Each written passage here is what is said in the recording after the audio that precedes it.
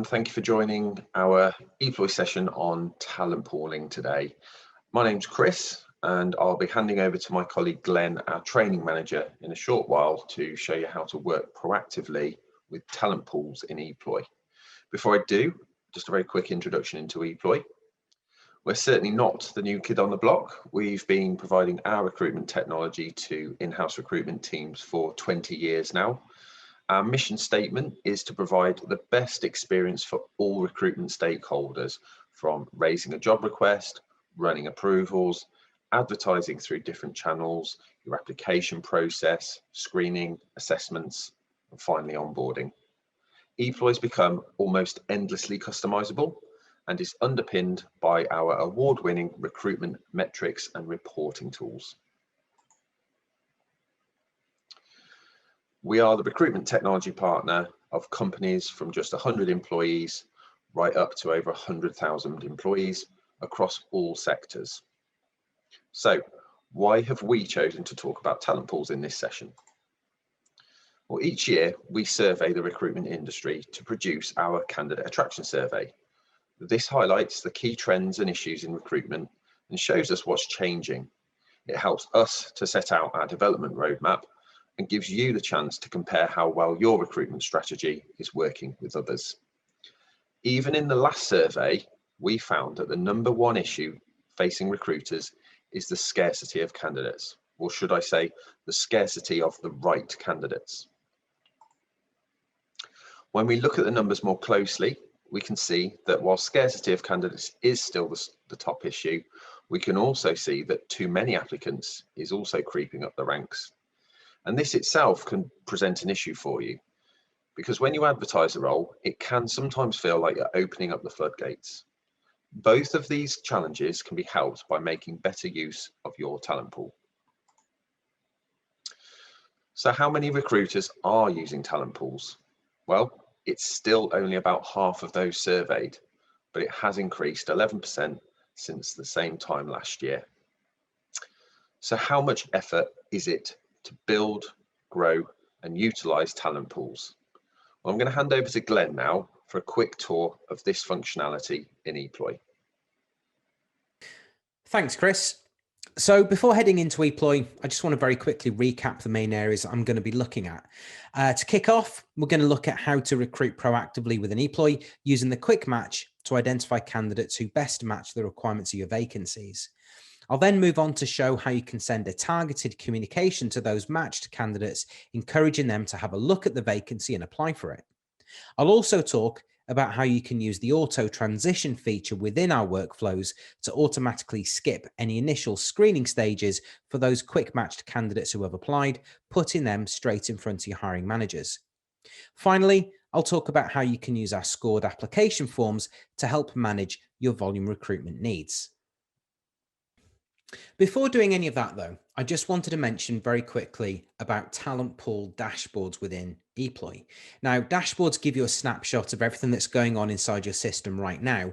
And here I've got an example of a talent pool dashboard with a series of watchdog widgets set up for me. So I've got a watchdog widget looking at candidates by their preferred location. I've got another one looking at candidates by their preferred department. One by function, and then another one by candidate status. And finally, up at the top here, I have a CV watchdog widget as well. Now, these CV watchdog widgets are all based around saved queries. So for the IT skills in demand, for example, I'll have set up a query saying, show me all candidates with this specific set of IT skills. Retail is maybe looking at particular job roles that they've had in the past. Competitors might be looking at employer names that someone has been with in the past.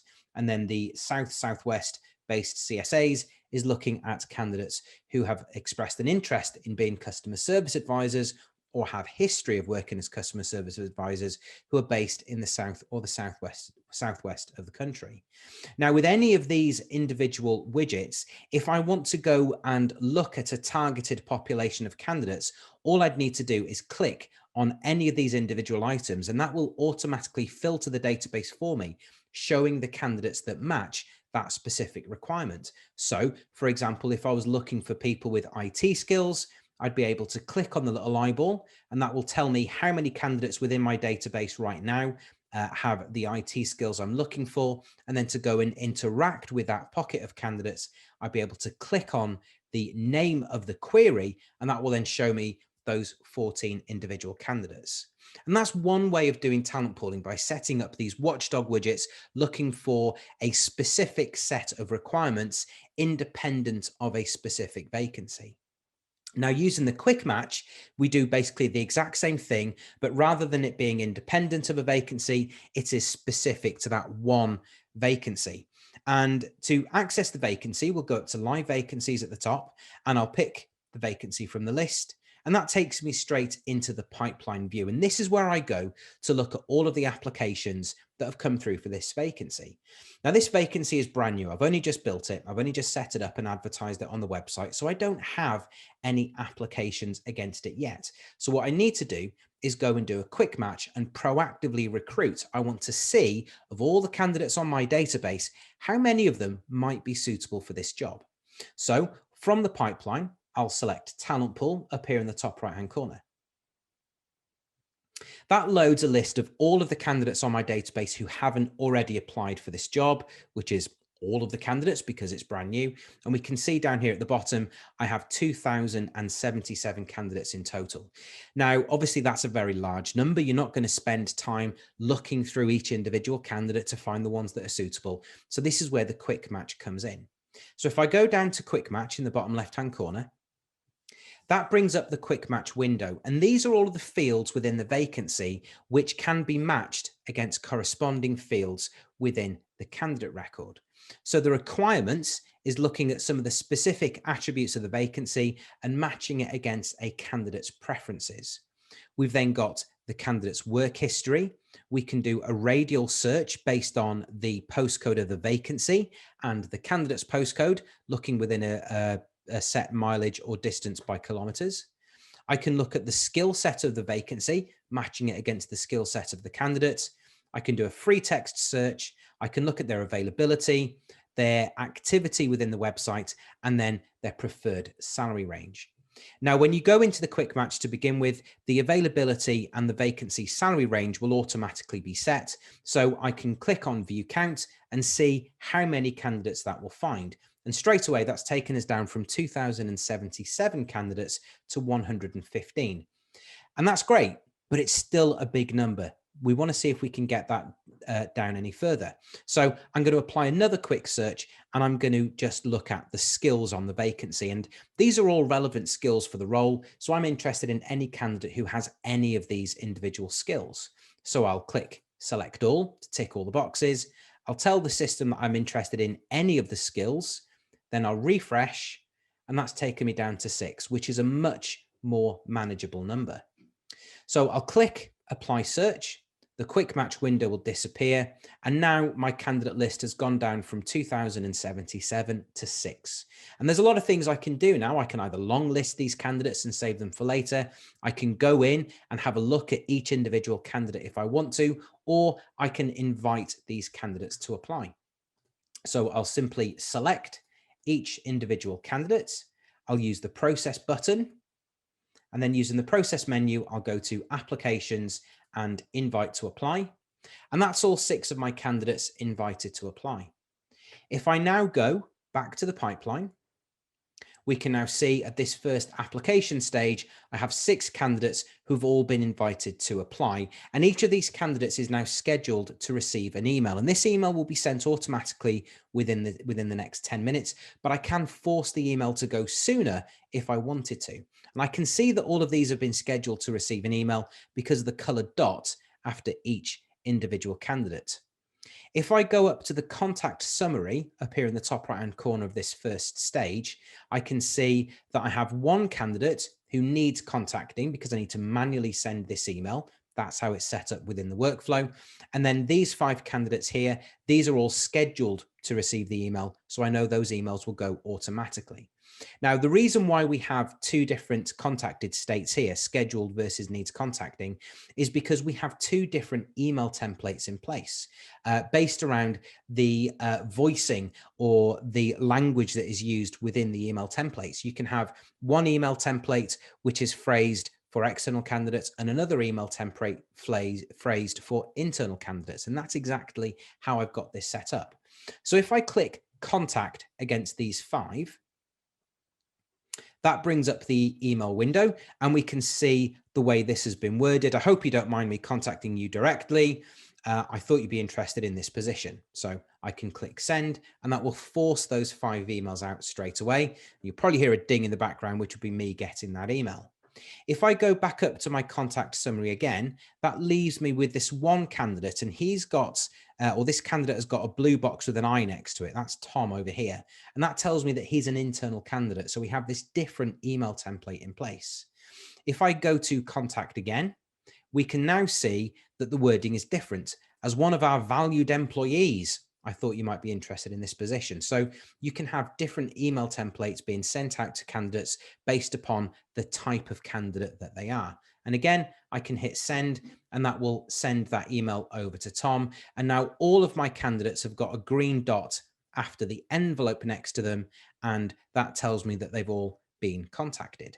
Now, I'm one of the candidates who's been invited to apply for the job. So if I scoot over to my candidate profile and just reload the page, we can now see my invite to apply is down here as a thing to do. So here's the talent acquisition manager role. And if I want to continue with this application, all I have to do is click continue.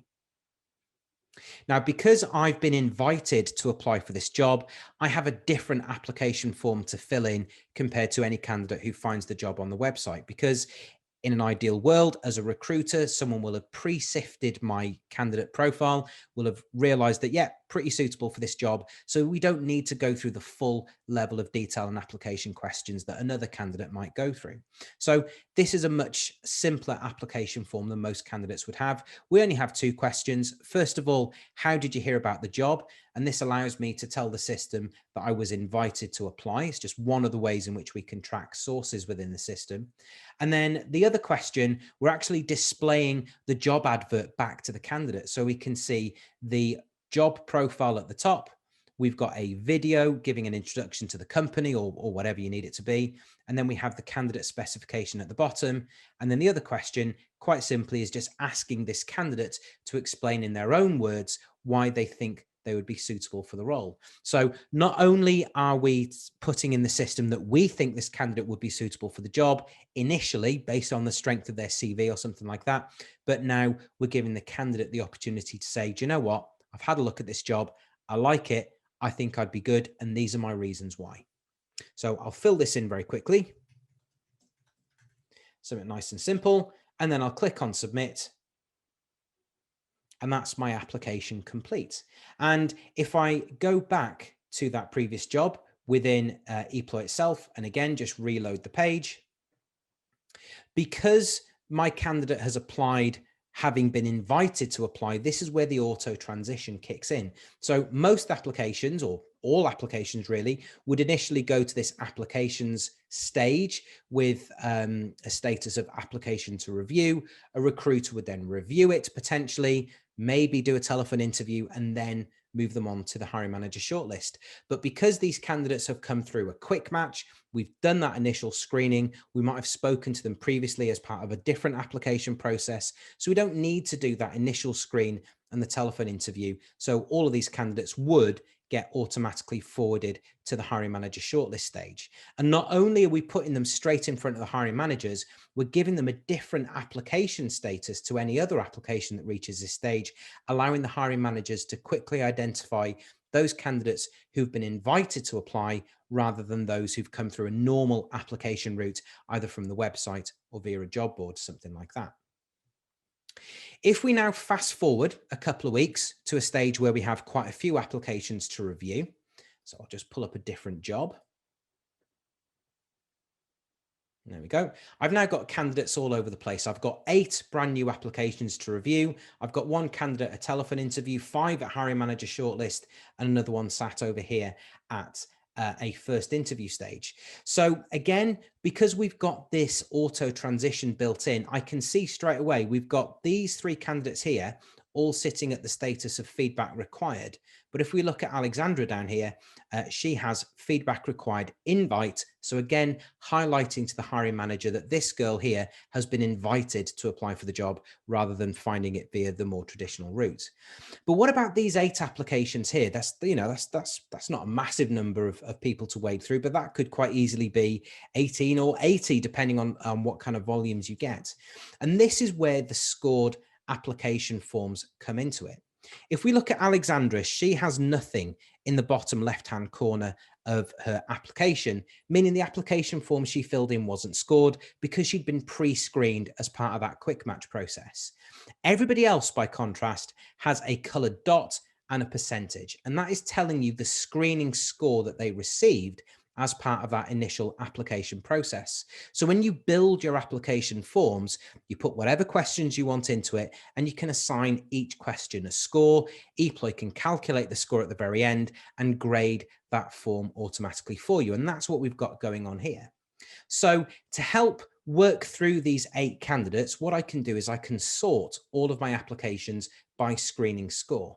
And I do that by going to this sort by option in the top right-hand corner and select screening.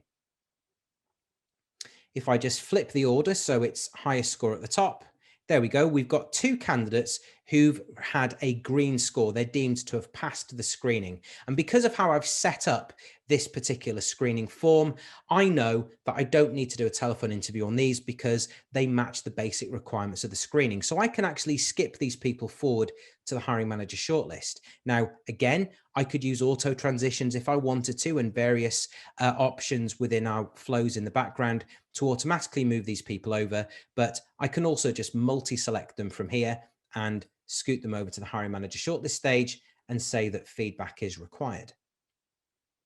That then leaves me with several ambers. So again, thinking about my screening form, these guys have done okay, you know, they're not terrible, but I could do with having a chat with them. So I'm going to move these guys forward to the telephone interview. And again, I'm not going into any of the applications now. I'm doing it based purely on the strength of how they've scored on the application form. So again, I'm going to multi-select these candidates, move them over to the telephone interview stage and let go. That leaves me now with 3 candidates who have scored quite badly on the screening form.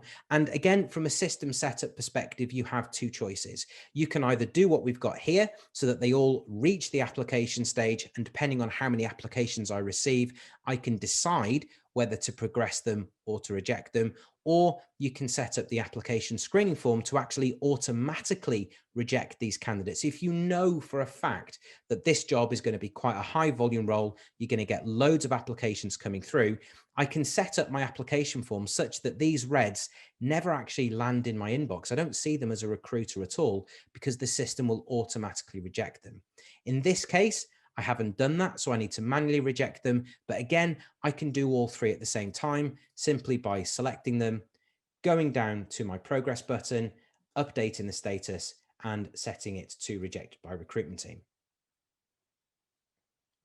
And there we go. That's those 3 candidates rejected. If I again reload the page,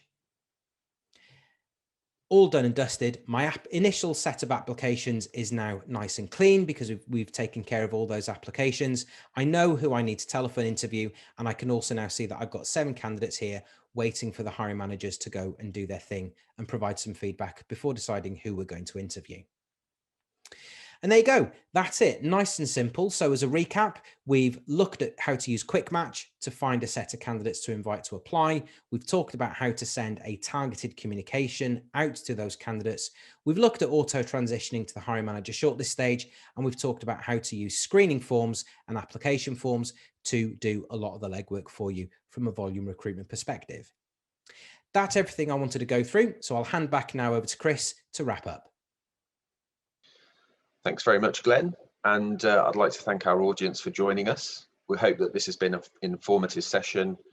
please do head over to our website where you can find out more about Eploy and grab yourself a copy of this year's Candidate Attraction Survey.